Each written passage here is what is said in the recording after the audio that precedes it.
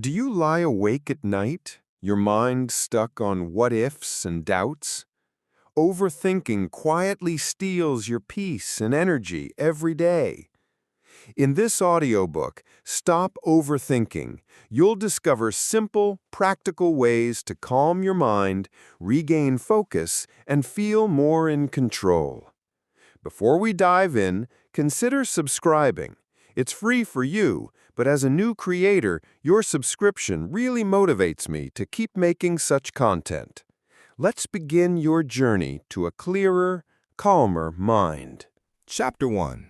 Recognize you are overthinking. Every journey of change begins with awareness. You cannot fix what you don't even know is broken. Overthinking is sneaky. It doesn't knock on the door and announce itself.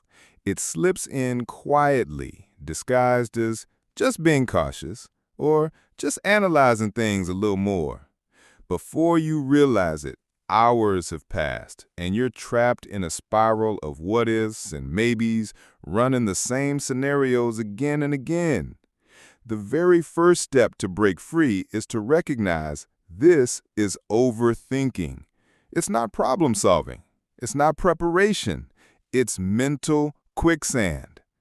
When you catch yourself replaying a conversation you had last week for the 10th time or predicting how tomorrow will go in 20 different ways, stop for a moment. Ask yourself, am I thinking productively or am I just circling the drain of my own mind? Recognition requires honesty. It means admitting that some of your thoughts are not useful, no matter how urgent or important they feel. Imagine standing at a busy train station. Trains keep coming and going. Those are your thoughts. Overthinking is when you jump on every train, even when it's headed to places you don't need to go. Recognition is choosing to stay on the platform, watching them pass, and deciding which one is actually worth boarding. This awareness doesn't come overnight. At first, you might only notice after hours of mental exhaustion, but each time you catch yourself, you gain a little more power. Slowly, you begin to identify the subtle signs, the tightening in your chest, the racing of your mind, the sudden inability to focus. These are signals, red flags that tell you, stop, you're overthinking again. Think of it like turning on a light in a dark room.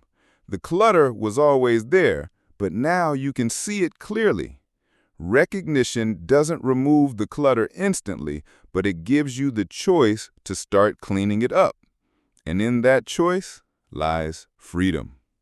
Chapter 2. Understand the triggers. Once you've learned to recognize overthinking, the next step is to ask, what brings it on? Because overthinking rarely happens in a vacuum. It's triggered by situations, by people, by fears that live deep within us. Maybe it happens when you get a text from your boss late at night. Maybe it starts when you see a friend's social media post and suddenly compare your life to theirs. Or maybe it's silence, the empty time before bed when your mind has nothing else to do but wander. These triggers are unique to everyone, but they are not random. They follow patterns. Think of your mind like a fire. Triggers are the sparks. You can't always stop sparks from flying, but you can notice where they come from. Start by observing your own patterns. Keep a small journal, and whenever you realize you're overthinking, write down what happened right before. Over time, you'll see connections like puzzle pieces forming a picture. For many, triggers are tied to fear. Fear of failure, fear of rejection, fear of the unknown. A simple email from a manager can trigger hours of spiraling because deep down, you fear you're not good enough. A delay in someone's reply can set you off because you fear being abandoned or disliked. The external event is small, but it pokes at an old wound and your mind explodes into endless scenarios. When you understand your triggers, you reclaim control. Instead of being blindsided by every spark, you can prepare yourself. If you know social media is a trigger, you can set boundaries. If you know late-night silence makes your thoughts race, you can create a calming bedtime routine. Understanding triggers also teaches compassion for yourself. You realize you're not crazy for overthinking. You're human. Your brain is just reacting to certain cues, like a muscle twitching when touched. But now that you see the pattern, you can choose differently. Think of it this way. Recognition is about noticing when the storm has arrived. Understanding triggers is about learning what conditions create the storm in the first place. When you know the weather patterns, you can carry an umbrella, close the windows, or even decide to stay indoors. And that is where real change begins. Not by fighting every thought, but by seeing the larger picture of why those thoughts keep appearing. Chapter 3. Write it down. One of the simplest yet most powerful tools to escape the spiral of overthinking is your own pen and notebook. Writing down your thoughts is not just a task, it's like handing your restless mind a map out of the labyrinth it's trapped in. Overthinking lives in your head, looping endlessly because your brain has no outlet. When you put words on paper, suddenly your thoughts stop floating aimlessly. They take shape, they become visible, and most importantly, they become manageable. Think about it. Our brain is a brilliant machine, but it was never designed to hold 100 open tabs at once like a computer browser. That's exactly what overthinking feels like.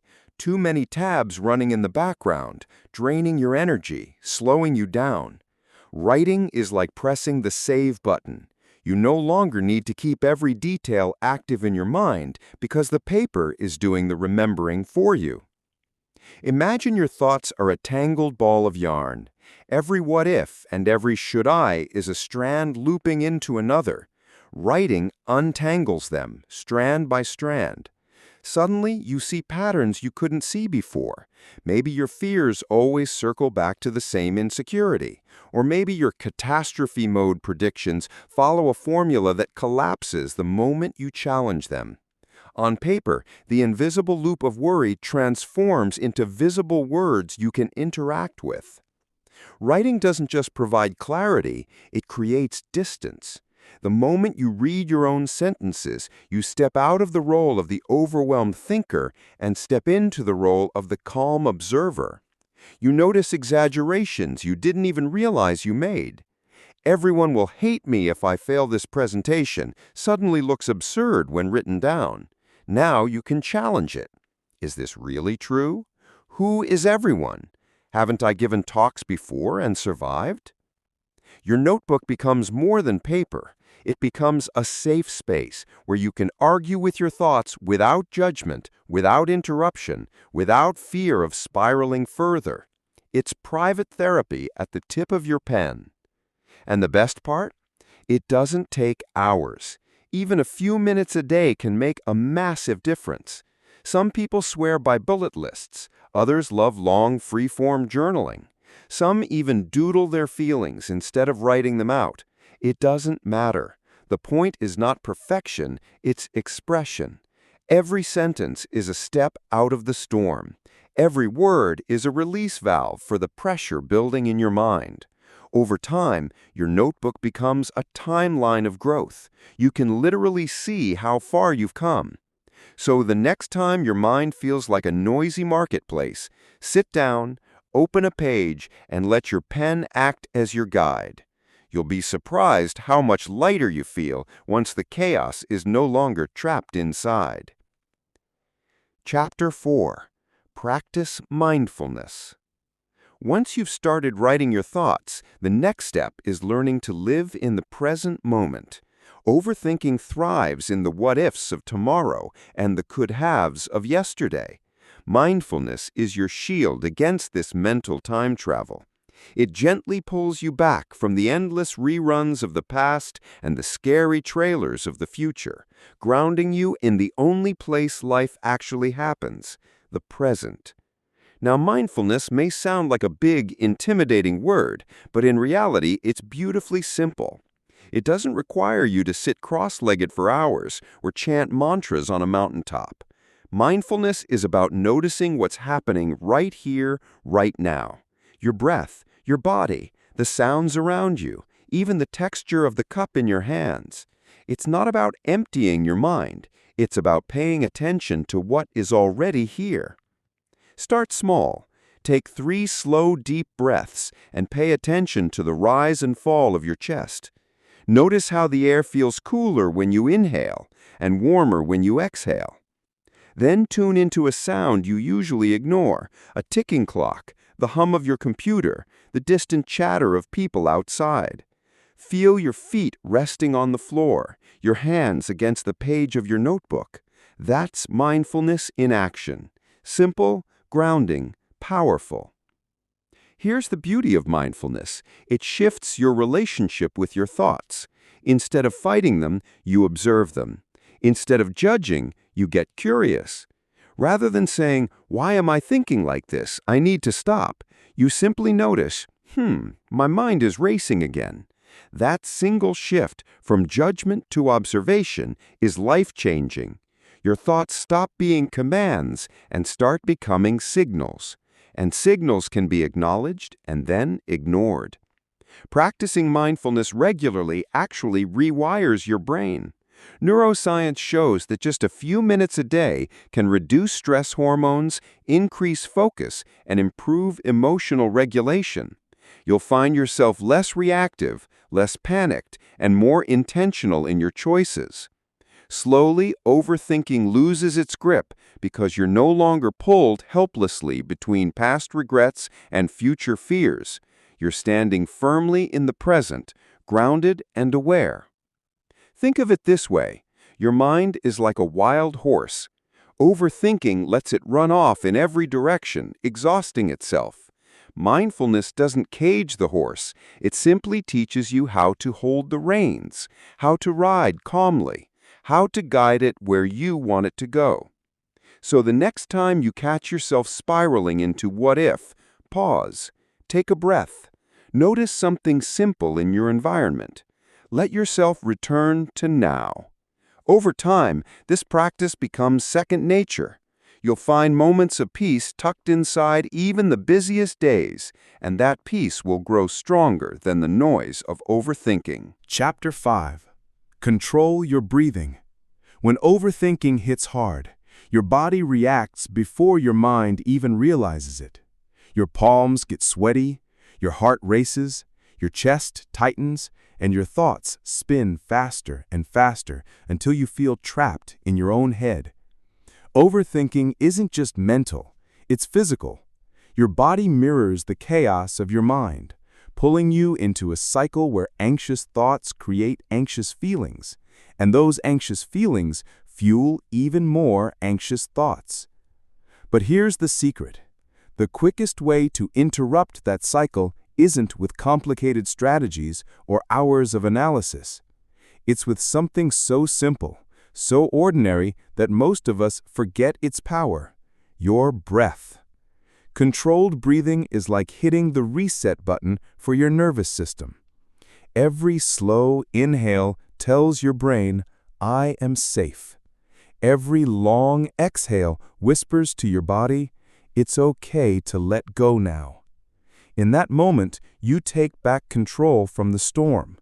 You don't need fancy techniques or equipment. Even a few mindful breaths can shift your entire state. Try this simple exercise.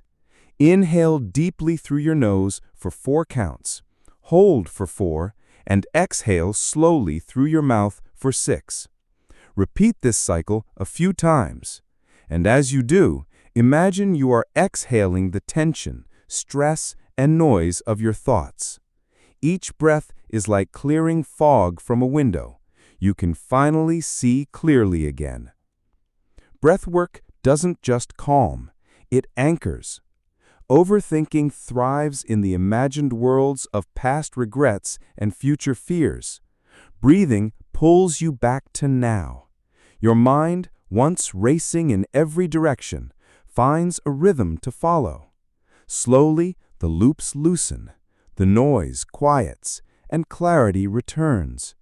Suddenly, the giant mountain you imagined starts to shrink into a hill you can actually climb. The beauty of controlled breathing is that it's always with you. You don't need a notebook, a quiet meditation room, or even extra time. Whether you're in a meeting, stuck in traffic, waiting in line, or lying awake at night, your breath is right there, ready to guide you back to calm. And the more you practice, the stronger this connection becomes. Over time, your body learns to recognize the signal. When the thoughts get heavy, pause, breathe, reset. Instead of drowning in panic, you rise above it, steady and centered. Breath becomes your built-in emergency exit out of overthinking's spiral. Chapter 6. Challenge negative thoughts. Even when you learn to pause, breathe, and bring yourself back to the present, the mind doesn't stop producing fear. It's almost like a factory that keeps manufacturing what-ifs. This is where your next tool comes in, challenging your thoughts. Overthinking is rarely based on facts. It's fueled by assumptions, exaggerations, and worst-case scenarios. Your brain takes a single spark of worry and blows it out of proportion, like a snowball rolling down a hill until it becomes an avalanche. The first step is awareness. Catch the spark before it grows. For example, I'm going to fail this presentation. That's your starting thought. The next step is questioning it.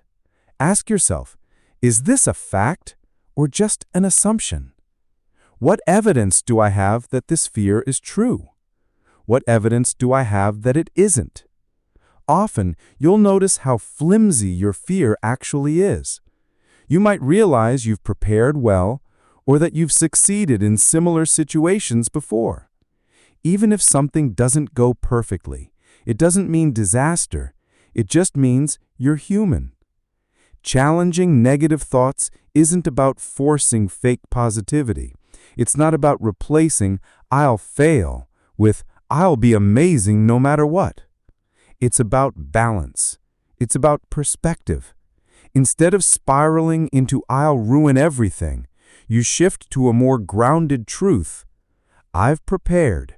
I might make mistakes, but I can handle them. One presentation doesn't define my worth. Think of it like being a lawyer for your own mind. Your negative thought is making a dramatic claim. Your job is to demand evidence and cross-examine it.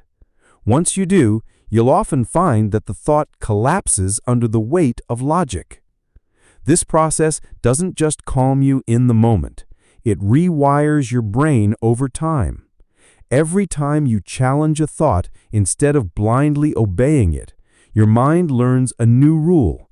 Not every thought deserves belief. You start to separate reality from fear. You build resilience, confidence, and clarity. By combining awareness, journaling, mindfulness, breathing, and now thought challenging, you create a complete toolkit. Overthinking is no longer an unstoppable force. It becomes something you can pause, interrupt, and manage. Each tool makes the next one stronger. And step by step, you realize you are not at the mercy of your thoughts. You are the one in control. Chapter 7. Replace with positive affirmations. Our minds are like gardens. Whatever we nurture grows. Overthinking often plants and waters weeds, doubt, fear, regret, until they spread everywhere, choking out joy and clarity. Positive affirmations are like sunlight and water for your mental garden. They may look like simple sentences, but their real power lies in repetition and belief. Think of affirmations as mental counterweights. When a negative thought tries to tip you off balance, a positive affirmation restores your center. For example, instead of "I'll never get this right," you tell yourself, I am capable of learning and improving. Instead of everyone is judging me, you shift to I am focused on my own growth, not others' opinions. At first, it may feel awkward, like talking to yourself in the mirror, but over time, these words take root. Why does this work? Because your subconscious doesn't distinguish between what is repeated as practice and what is real. When you constantly repeat negative thoughts, your brain accepts them as truth. The same works in your favor. Repeat positive statements often enough, and your brain begins to internalize them. Slowly, doubt and fear loosen their grip, and confidence starts to bloom. Affirmations aren't about blind optimism or pretending everything is perfect. The key is authenticity. Don't try to convince yourself of something you don't believe at all. It feels fake and backfires. Instead, pick phrases that feel slightly true now or that you genuinely aspire to believe. For example, I'm learning to handle challenges with calm. I am improving every day. My worth is not defined by mistakes. Say them out loud each morning. Write them down in a notebook or repeat them silently whenever overthinking strikes. You can even set reminders on your phone or stick post-it notes on your mirror. Every repetition is like watering the flowers in your mind. Over time, your inner dialogue transforms. The voice that once criticized and doubted you begins to sound more supportive, more encouraging. Affirmations won't eliminate challenges, but they'll strengthen your mindset to face them with resilience. And just like a garden, with daily care, positivity becomes the natural landscape of your thoughts. Chapter 8. Focus on what you can control. One of the biggest traps of overthinking is the illusion of control, the belief that if you think hard enough, you can change everything, the past, the future, even other people's behavior. But this is a mental prison. You cannot rewrite yesterday's mistakes. You cannot predict every possible tomorrow. And you cannot control how other people see you. And yet, overthinking tricks you into trying, and in the process, drains your energy. The solution is powerful in its simplicity. Focus on only what you can control. Your effort, your choices, your responses. These belong to you. Everything else is like weather. You can prepare for it, but you can't command it.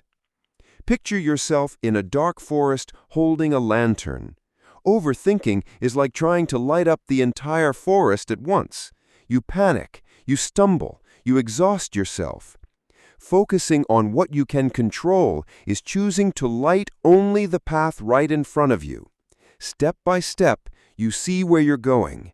Step by step, you make progress.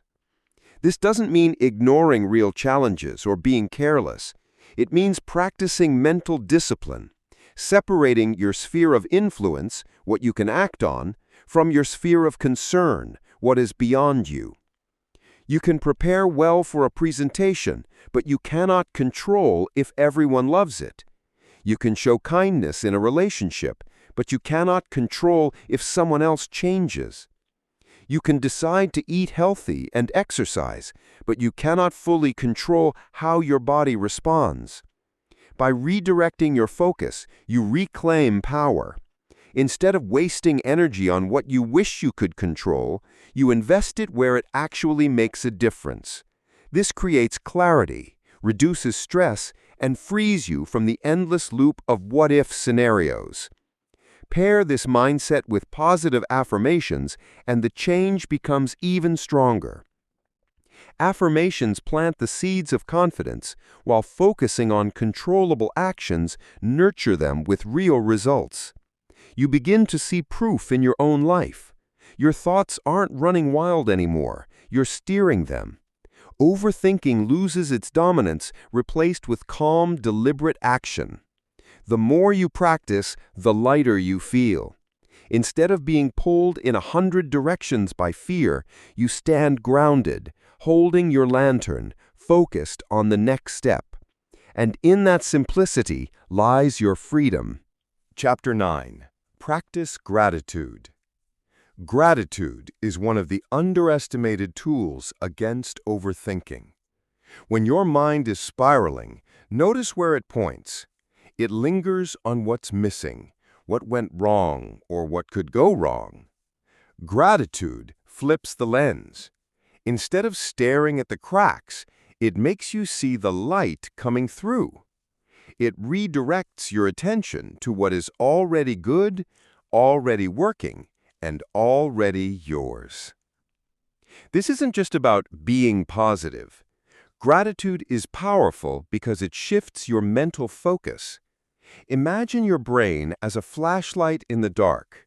Wherever it shines, that's what feels real. Overthinking shines it on fear and lack.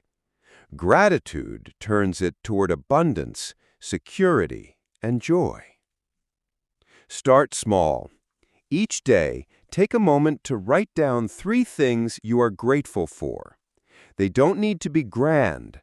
Your morning coffee, a kind word from a friend, the smile of a stranger, the warmth of sunlight on your skin, or even the fact that you made it through a tough day. Over time, your brain begins to notice these positives naturally, even when you're not writing them down. Gratitude trains your mind to scan for good, the way it used to scan for threats. The beauty of gratitude is how it changes perspective. A problem that once felt enormous begins to shrink when viewed alongside the many things going right in your life. For example, you may be anxious about one critical email, but then you remember you have a job, supportive colleagues, and the skills to handle challenges. Suddenly, the worry loses intensity because it's not the whole picture. It's just one piece of a much larger, brighter puzzle. And here's something science confirms. Practicing gratitude rewires your brain. Studies show it reduces stress hormones, improves sleep, strengthens relationships, and even boosts immunity. It doesn't erase problems, but it softens their impact. Remember, gratitude isn't about pretending everything is perfect. It's about acknowledging what is real and good amidst the chaos. It's the gentle nudge that whispers, "You are not powerless. Life has balance. Focus on what uplifts you." Try this tonight. Before bed, list 3 things you're grateful for. Do it for a week. Notice how your mind, once consumed by what-ifs, starts making space for thank yous. Gratitude doesn't just fight overthinking, it plants peace. Chapter 10. Set small goals. Overthinking often comes from one big feeling: overwhelm. When your to-do list looks endless, when responsibilities pile up, when life feels chaotic, your mind spirals. It races with questions. What if I fail? What if I can't do everything? What if I disappoint someone? The weight of trying to tackle everything at once paralyzes you. The solution? Small, actionable goals. Big changes are daunting. They feel like mountains, and staring at the peak only makes you freeze. But when you break the mountain into steps, the climb feels possible. Instead of saying, "I have to write a report," shrink it to, "I'll just write the first paragraph." Instead of, "I need to get fit," start with, "I'll walk for 10 minutes today." Instead of, "I must fix my whole life," focus on, "I'll start with one healthy habit this week." Completing small goals creates momentum. Each tiny win is proof that progress is possible, even if it isn't perfect. It's like pushing a stalled car.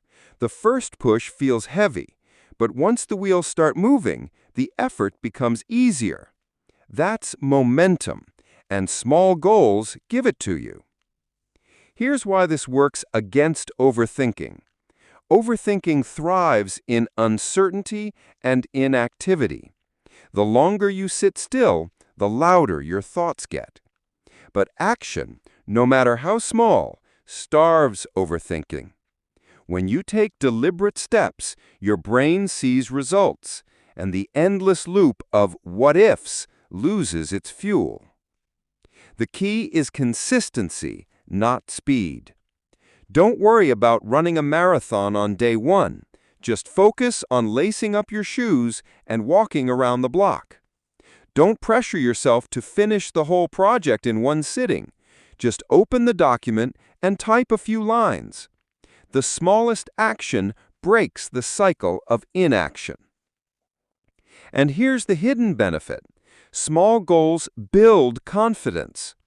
Every time you complete one, your brain records a win.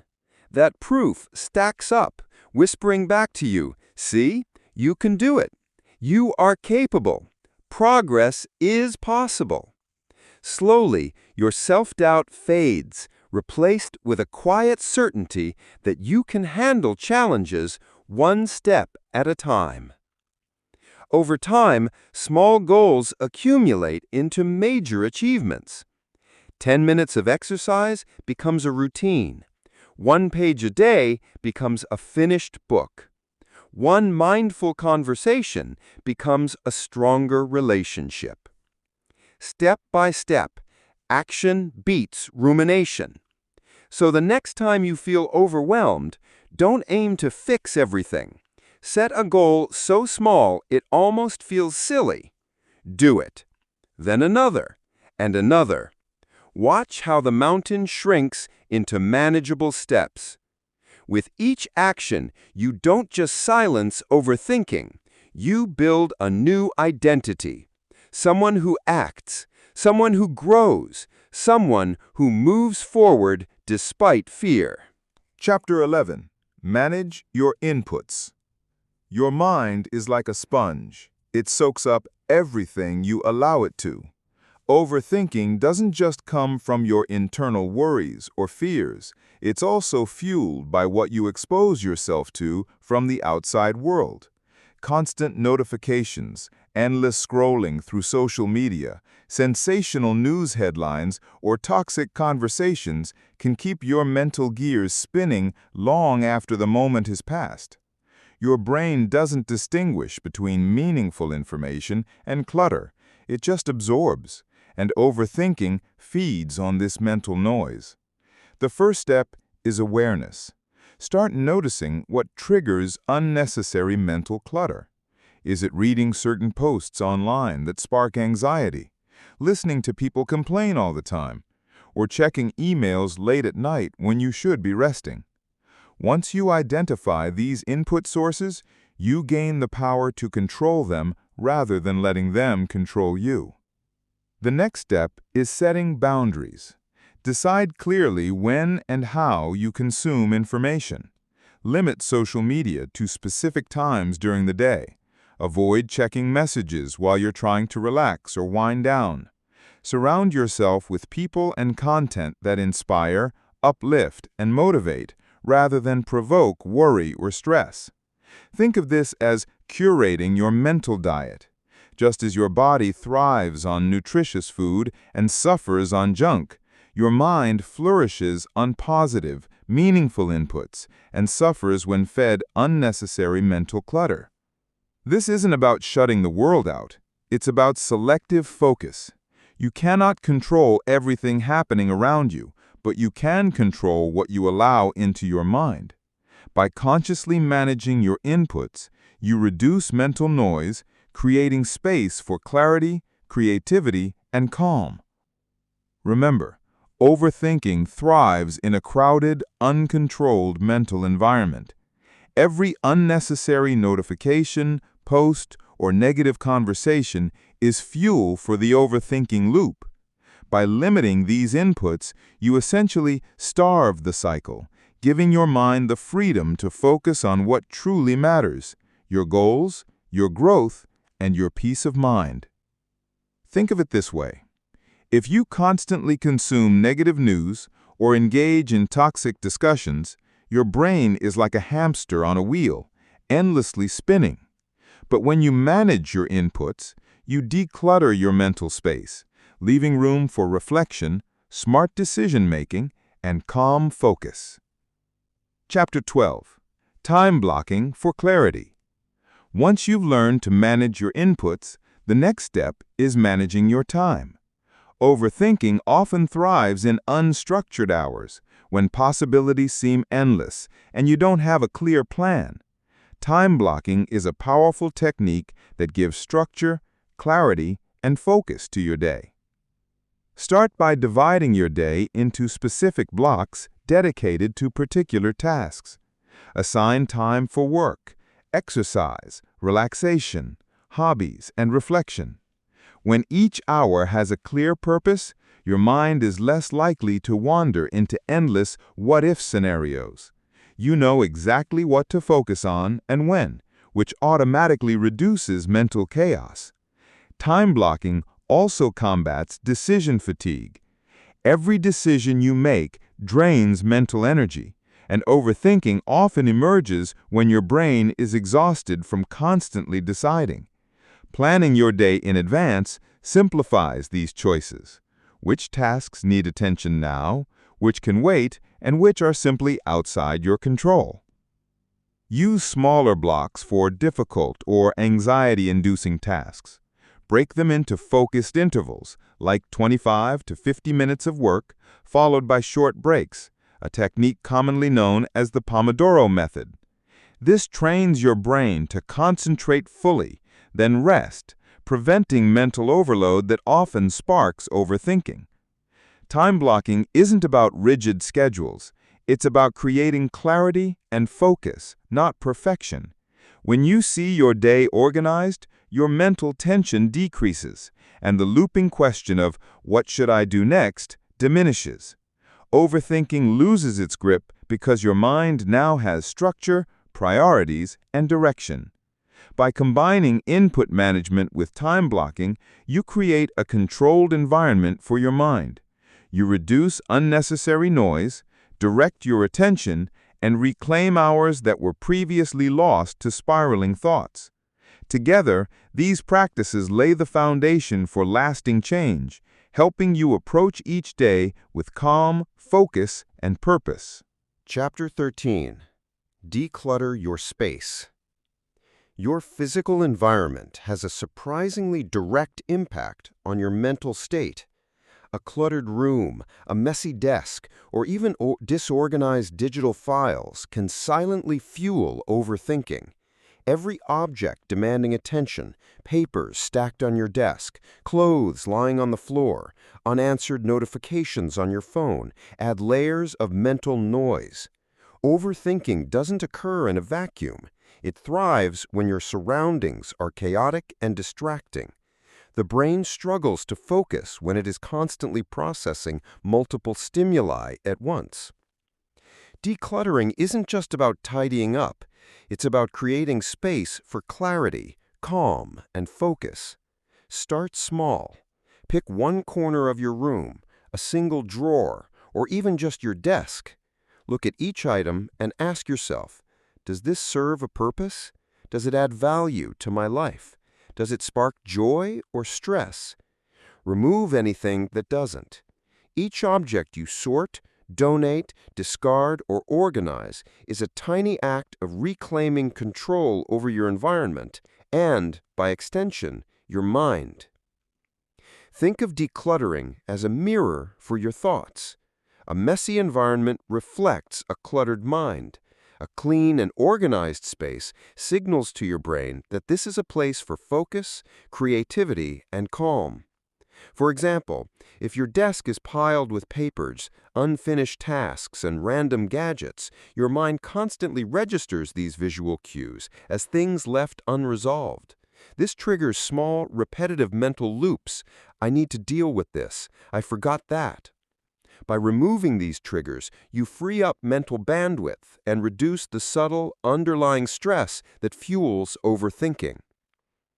Decluttering also creates a ripple effect on your daily life. A tidy room can reduce mental fatigue, improve your mood, and increase your ability to concentrate on tasks that truly matter. Even something as simple as clearing your nightstand before bed can make your mind feel lighter and signal that it's time to rest rather than continue spiraling through worries. Additionally, decluttering builds confidence and a sense of control. Every small organizing action, no matter how tiny, is proof that you can make choices, impose order, and create structure in your life. When your environment is messy, your mind tends to feel out of control. When you take steps to create order externally, you reinforce a sense of mastery internally. Begin with just 10 to 15 minutes a day. Over time, these small efforts compound. A cleaner, organized space gradually becomes a habit, and your mind naturally follows suit, creating the foundation for reduced overthinking and calmer focus. Even digital clutter matters. Your phone, computer, or email inbox can mirror the chaos of your physical space. Delete old files, unsubscribe from unnecessary newsletters, clear notifications, and organize folders logically. A digital declutter has the same effect as a physical one. It gives your mind visual and cognitive breathing room to focus on what truly matters. Chapter 14. Journaling for clarity. While jotting down quick thoughts can help manage overthinking in the moment, journaling takes this practice to an entirely new level. Journaling is not just about note-taking. It is an intentional, reflective exercise that allows you to understand patterns, uncover triggers, and clarify emotions. It turns passive thinking into active insight. Begin each journaling session by describing your thoughts and feelings as they arise. Don't judge or censor yourself. Write freely, as if no one else will ever read it. Over time, reading back your entries will reveal patterns, recurring worries, repeated fears, hidden assumptions, and situations that consistently trigger mental loops. These reflections transform scattered, unstructured thoughts into organized understanding. You are no longer just thinking.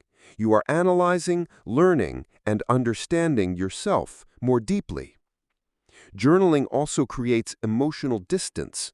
Thoughts that once seemed overwhelming suddenly become words on a page. This separation allows you to evaluate their validity, challenge irrational fears, and plan constructive actions. Your mind no longer treats every worry as urgent or catastrophic. Instead, you gain perspective and control over your own thought processes. To make journaling even more effective, you can use prompts to guide your reflection. What am I overthinking about today? Is this worry based on fact or assumption? What action can I take, if any, to resolve it? What patterns have I noticed in my thoughts over the past week? How much of this is within my control and how much is not? These prompts turn journaling from a passive exercise into an active problem-solving tool. Over time, you'll notice a tangible reduction in anxiety, improved focus, and a stronger sense of mastery over your mental patterns. Journaling pairs perfectly with physical decluttering. While decluttering addresses external chaos, journaling addresses internal chaos. Together, they create a complete mental reset. A calm, organized environment supports mental clarity, while reflective writing trains your mind to process thoughts constructively rather than spiraling endlessly. Even when thoughts feel repetitive or overwhelming, journaling provides a structured outlet. Instead of ruminating in circles, you capture your thoughts, examine them, and release them. Over time, this habit rewires your mind to respond thoughtfully rather than react impulsively, reducing the mental noise that fuels overthinking. Finally, journaling also encourages self-compassion. By writing down your fears and anxieties without judgment, you acknowledge that overthinking is a natural human response rather than a personal flaw. This acceptance, combined with actionable reflection, allows you to cultivate a calmer, more confident, and focused mindset. Chapter 15. Exercise and Movement. Physical movement is one of the most powerful yet underestimated tools to calm an overthinking mind.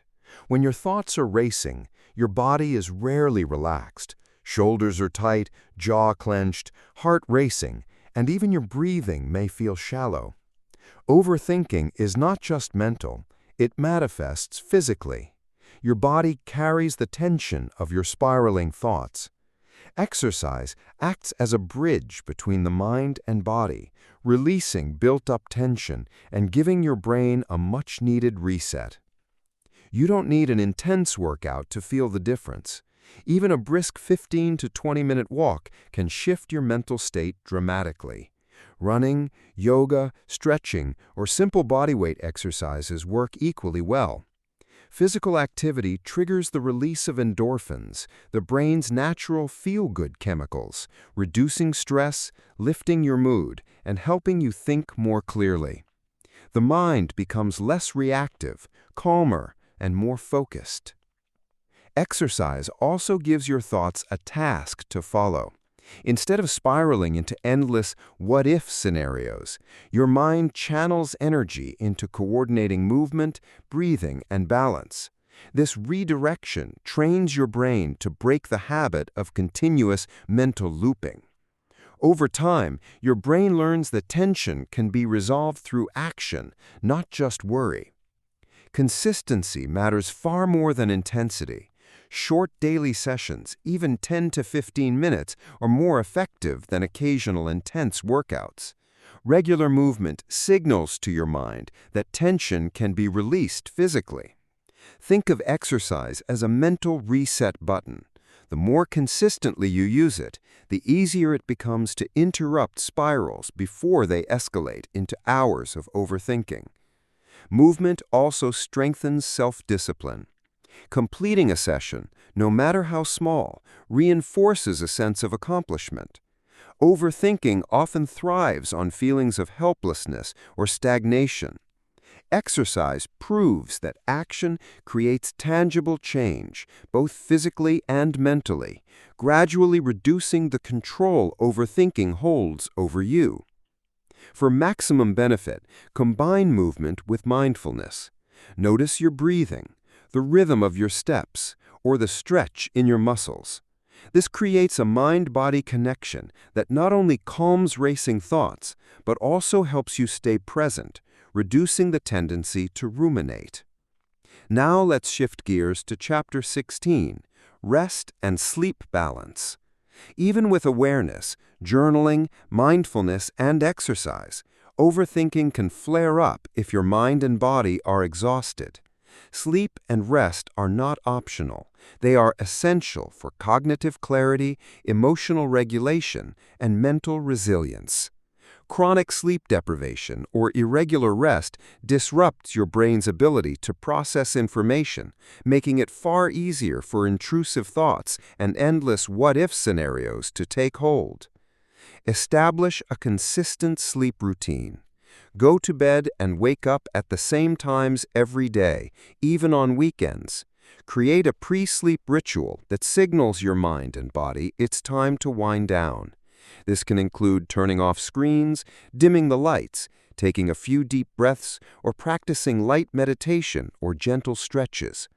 Quality rest calms the nervous system, allowing your brain to consolidate memories, process emotions, solve problems, and restore balance. It's important to understand that rest is not laziness. Overthinking often convinces us that we must constantly analyze, plan, or prepare. But without proper rest, your mind becomes a pressure cooker. Fatigue magnifies fears, doubts, and worst-case scenarios. Regular restorative sleep reduces this amplification, allowing you to respond to challenges from a place of calm, clarity, and perspective. Even short periods of conscious rest during the day can break mental loops. These mini resets give your brain a chance to step back, observe thoughts objectively, and prevent spirals from taking over. A 5 to 10-minute pause after a stressful task or before starting a new one can make a significant difference in clarity and focus. By combining exercise with restorative sleep, you address overthinking from both ends, releasing physical tension and replenishing mental energy. Your mind becomes more resilient, less reactive, and better able to focus on what truly matters. Over time, the endless cycle of what-ifs and maybes diminishes naturally, replaced by calm, clarity, and intentional action. Think of this combination as fuel and rest for the mind. Exercise moves the energy, releases stress, and restores balance, while sleep replenishes and sharpens the brain. Together, they create a strong foundation for a peaceful, focused, and overthinking-resistant mind. Chapter 17. Meditation Basics. Meditation is one of the most powerful tools to calm an overthinking mind, yet it's often misunderstood. Many imagine sitting for hours in silence, struggling to empty the mind. In reality, meditation isn't about stopping thoughts, it's about changing your relationship with them. It teaches the mind to observe rather than react, creating a pause between stimulus and response, which is exactly what overthinkers need. Start small. Even 5 minutes a day can make a huge difference. Find a quiet spot, sit comfortably, close your eyes, and focus on your breath. Notice the inhale, how the air enters your nose, fills your lungs. Notice the exhale, how your chest relaxes, how tension flows out. Thoughts will arise, they always do. Instead of chasing them, simply acknowledge them and gently return to the breath. This simple repetition trains your mind to release intrusive thoughts instead of fueling them. Meditation strengthens mental discipline. Overthinking thrives on distraction and lack of focus. Each session is like a workout for the brain. It strengthens attention, slows racing thoughts, and improves emotional regulation. Over time, you'll notice a shift. During stressful moments, your mind reacts less impulsively. Instead of spiraling into anxiety, you respond with calm and clarity. Consistency is key. Start with a fixed schedule, ideally morning or evening, when the mind is naturally quieter. Even short bursts, 5 to 10 minutes, compound over days and weeks, creating lasting changes in your thought patterns. Advanced meditators often notice they can step back from thoughts mid-loop, observing them like clouds passing in the sky, rather than being swept away. Practical tip: pair meditation with a mantra or gentle counting. For example, inhale for 4 counts, hold for 4, exhale for 6, or silently repeat, "I am calm, I am present." This adds focus, making it easier to anchor the mind. Meditation isn't just a mental exercise, it's also a physical one. Your heart rate slows, blood pressure stabilizes, and cortisol, the stress hormone, reduces. Over time, meditation creates a calm baseline so overthinking doesn't spiral as easily. Your mind begins to see thoughts as tools, not enemies. Even during the day, when anxiety spikes or decisions feel overwhelming, a short meditation of 1 to 3 minutes can reset the mind. It becomes your mental anchor, a tool to regain control whenever overthinking threatens to take over. Chapter 18. Visualization Methods. Visualization is another incredibly effective strategy working hand in hand with meditation. While meditation focuses on the present, visualization prepares the mind for the future. Your brain cannot easily distinguish between vividly imagined experiences and reality, especially when emotions are involved. Visualization uses this to your advantage, training your mind to handle situations before they happen, reducing overthinking in real-life scenarios. Start with situations that trigger anxiety or indecision. Close your eyes and recreate the scene in detail. The surroundings, the people, the smells, the sounds, the emotions you feel. Now, instead of imagining worst-case outcomes, picture the scenario unfolding successfully. See yourself responding calmly, confidently, and effectively. Visualize the steps you will take, the words you will say, the emotions you will feel, step by step. The key is emotional engagement. Don't just imagine, feel it. Sense the relief, the calm, the confidence. The stronger the emotion, the more your brain treats it as real experience. Over time, your subconscious begins to adopt these positive patterns, replacing loops of what if with constructive thought patterns. Visualization also strengthens problem-solving skills. By mentally rehearsing responses to difficult situations, your brain creates neural pathways that make calm, confident reactions automatic. Overthinking decreases because you've already practiced how to respond. Practical exercises include morning visualization. Imagine your day unfolding smoothly, handling tasks, interactions, and challenges successfully. Pre-challenge rehearsal. Before presentations, meetings, or stressful conversations, visualize each step, your confident responses, and the desired outcome. Obstacle rehearsal. Picture a potential challenge, then imagine calmly solving it. This reduces anxiety and preemptively ends overthinking spirals. When combined with meditation, visualization becomes even more powerful. Meditation builds calm and awareness in the present, while visualization prepares the mind for the future. Together, they create a complete mental toolkit. You are anchored, aware, prepared, and resilient. Over time, practicing both techniques makes your mind less reactive and more intentional. You stop being carried away by hypothetical scenarios because you've already trained your brain to handle them calmly. Your thoughts become tools for planning and growth rather than weapons that trap you in endless loops. Chapter 19. Embracing Imperfection. Overthinking often thrives on perfectionism. The mind constantly critiques itself, searching for flaws, second-guessing decisions, and imagining worst-case scenarios.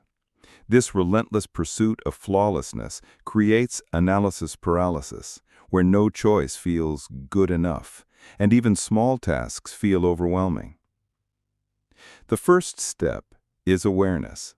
Notice when your thoughts are trapped in perfect versus imperfect loops. Are you hesitating to take action because it might not be perfect?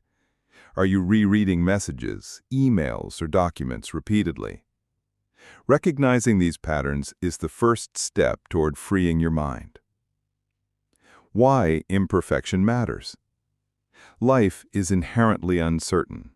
Striving for perfection in every decision or task is not only exhausting, but impossible. Overthinking fills the gap between what is and what should be, and perfectionism widens that gap. By learning to embrace imperfection, you reduce mental friction and regain clarity. Practical techniques. 1. Set realistic standards. Replace "must be perfect" with "good enough" or "completed to the best of my ability for now." This shifts focus from unattainable ideals to achievable outcomes. 2. The 80-20 principle. Understand that 80% of results come from 20% of effort. Perfection often targets the remaining 20% that adds little value but consumes enormous mental energy. Focus on high-impact tasks and accept that minor imperfections are acceptable. 3. Celebrate mistakes as learning opportunities. When you make a misstep, reflect on what you can learn rather than punishing yourself. Each mistake is a stepping stone towards skill, confidence, and growth. 4. Time box revisions.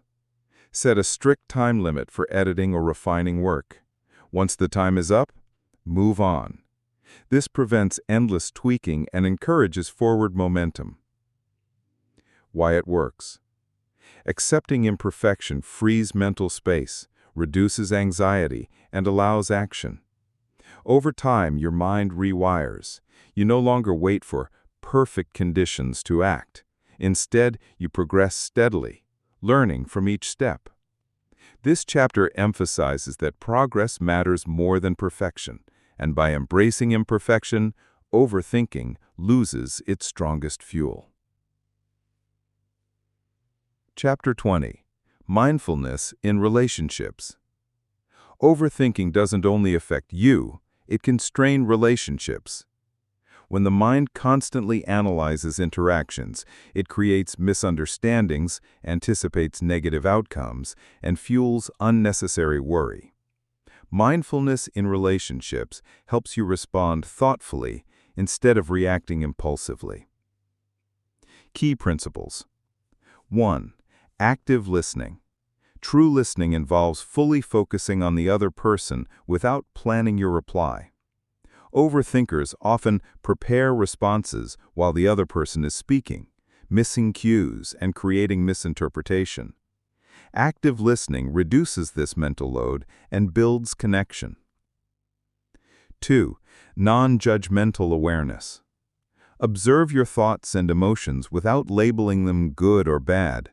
This prevents the spiral of, "I shouldn't feel this," or "I always mess up," which often escalates overthinking.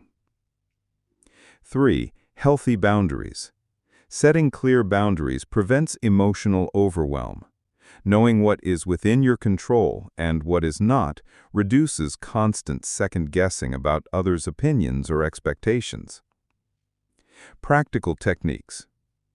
Pause before responding. When triggered by an emotional comment, take a breath. This short pause prevents knee-jerk reactions and allows thoughtful replies. Reflect instead of react. Instead of assuming negative intentions, ask clarifying questions. For example, "Can you help me understand what you mean?" This reduces misinterpretation. Daily check-ins. Spend a few minutes each day discussing feelings openly with close friends, partners, or family. Transparency prevents assumptions that fuel overthinking. Self-reflection. Journaling about interactions can uncover patterns in your overthinking tendencies and help you respond more mindfully next time. Why it works. Mindfulness in relationships transforms interactions from sources of anxiety to opportunities for connection and understanding. By being present, observing your emotions, and responding consciously, you reduce misunderstandings and emotional spirals. Bonus tip. Combine mindfulness with gratitude in relationships. Notice and acknowledge positive interactions daily. Recognizing moments of connection shifts the focus from overanalyzing faults to appreciating relationships, reinforcing calm and balance in your mental state. Chapter 21. Dealing with Regret and Forgiveness. Overthinking often traps you in the past. Regret, ruminating over mistakes or missed opportunities, creates a constant mental loop of what-ifs and if-onlys. Similarly, holding grudges or refusing to forgive yourself or others amplifies mental noise, feeding anxiety and mental fatigue. The first step is awareness. Notice when your thoughts keep returning to past events. Are you blaming yourself for something that happened weeks, months, or even years ago?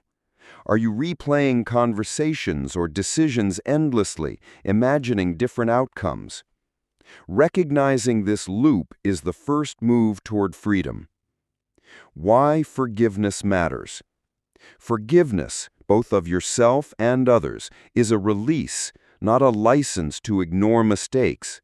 Holding on to resentment or guilt keeps the mind anchored in past pain, preventing growth. Letting go creates space for clarity, peace, and focused decision-making in the present. Practical techniques. 1. Journaling. Write down your regrets in detail. Explore what happened, what you felt, and what you learned. Seeing your thoughts on paper provides clarity and distance, making them easier to process. 2. Reflect on lessons learned. Each mistake or regret carries insight. Ask, "What did this teach me?" or "How can I do better next time?" This transforms regret into a tool for growth instead of a source of mental torture. 3. Self-forgiveness exercises. Speak kindly to yourself. Remind yourself that everyone makes mistakes and that perfection isn't required. Phrases like, "I am learning and this does not define me," can reduce self-blame. 4. Forgive others consciously. Holding grudges allow overthinking to dwell on unresolved conflicts. Consciously deciding to forgive, even internally, frees mental energy and emotional bandwidth. Why it works. Processing regret and practicing forgiveness interrupts the overthinking loop. By reframing past events as lessons rather than failures, you reclaim mental space for present action. Your mind stops dwelling on what went wrong and starts focusing on what can go right. Chapter 22. Overcoming Fear of the Future. While regret keeps you trapped in the past, fear anchors you in the future. Overthinking thrives on what could go wrong, imagining catastrophes and fixating on uncontrollable outcomes. This constant worry leads to stress, indecision, and paralysis. Key principles. First, focus on the present. You can only control actions in the current moment. Worrying about tomorrow diverts energy from productive choices today. Overthinking is often the result of trying to predict or control things that are inherently uncertain. Second, challenge catastrophic thinking. When a catastrophic scenario arises, question its likelihood. Ask, how probable is this really? And what evidence supports or disproves it? This rational approach reduces exaggerated worries. Third, embrace uncertainty. Life is unpredictable, and fearing the unknown amplifies overthinking. Accepting that not everything is within your control reduces mental tension. Practical techniques. Mindfulness exercises. Engage in deep breathing, meditation, or body scans to anchor yourself in the present moment. These practices reduce anxiety and prevent mental spirals about the future. Short-term goal setting. Break down long-term uncertainties into actionable steps you can control. Instead of fearing what might happen in 6 months, focus on what you can do this week. Limit exposure to stress-inducing stimuli. Reduce media, social feeds, or conversations that trigger anxiety about uncertain events. Protecting mental space helps prevent feeding overthinking loops. Visualization for control. Imagine potential challenges, then mentally rehearse calm, constructive responses. This technique trains your brain to handle uncertainties confidently, instead of ruminating. Chapter 23. The Power of Now. After exploring techniques to manage past regrets, future fears, perfectionism, mindfulness, and mental decluttering, the final lesson of Stop Overthinking brings you to the present, the ultimate antidote to overthinking. Dwelling on the past or worrying about the future keeps the mind trapped in loops of stress, regret, and imagined scenarios. The key to freedom lies in living fully in the present moment. Why the present matters. Overthinking is essentially a mental habit of projecting yourself into what was or what might be. The present moment, however, is the only time you truly have control over. Every breath, every choice, every action occurs now. Focusing on the present allows you to break the cycle of rumination and anxiety.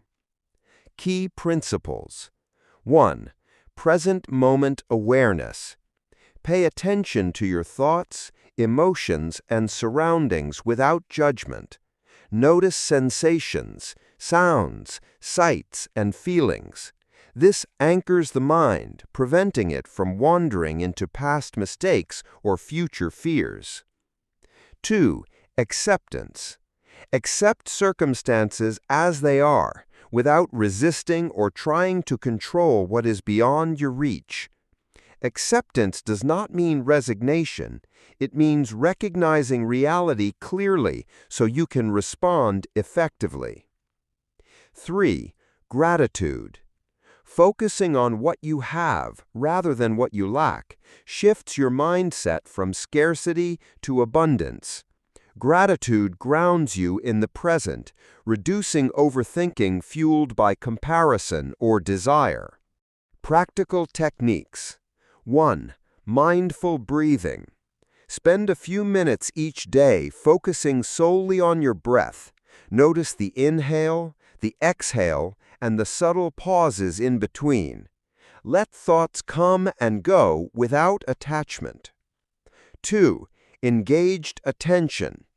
While performing daily tasks, washing dishes, walking, or eating, pay full attention to the experience. Notice textures, smells, sounds, and movements. This trains the brain to be present rather than lost in overthinking. 3. Gratitude journaling. Each morning or evening, write down 3 things you are grateful for. Reflect on them fully, feeling the appreciation in your body. This practice centers the mind in the now and encourages positive emotional patterns. 4. Acceptance exercises.